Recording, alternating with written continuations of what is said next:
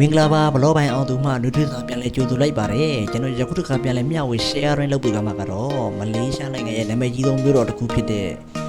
ကွာလာလမ်ပူခေါ် KNCC ကိုရောက်ရှိနေတာပဲဖြစ်ပါတယ်ကျွန်တော်ယခုတစ်ခါရောက်ရှိနေတဲ့နေရာက KNCC Twin Tower TV မှာရှိတဲ့